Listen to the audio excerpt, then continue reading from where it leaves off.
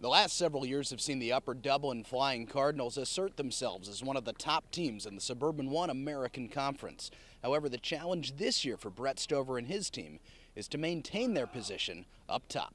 We've been on top the last 2 years, and this team is really hungry to stay on top. So that's what's fueling us. We kind of conceive it as a following of what happened the last 2 years. We're in the playoffs the last 2 years, from an 0-11 season 4 years ago, and we don't want to go back there. We don't want to take a step back. So we have raised the bar, and we have demanded more of these guys.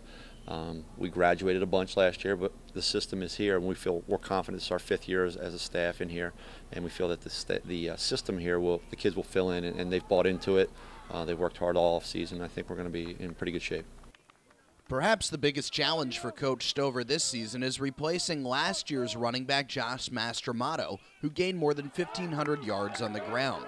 But Coach Stover knows one person won't be able to replace that workload. Our running backs right now is by committee.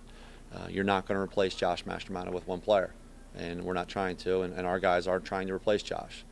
They're trying to do what they do best, and that's really what we're trying to figure out, what they do best, so we can put the right plan together and be successful that way. One thing is for certain, though. The Upper Dublin Cardinals will not be sneaking up on anybody this year after back-to-back American Conference championships. The surprise factor's gone. They're definitely looking out for us because we're the 2-time defending American Conference championships. But I think some teams they don't think we're for real, so I think we can still surprise some teams. So in a season of change, what to expect? Here's Captain Evan Saltzman's take. We're young, we're pretty inexperienced, but we have very good senior leaders, and we should be all right.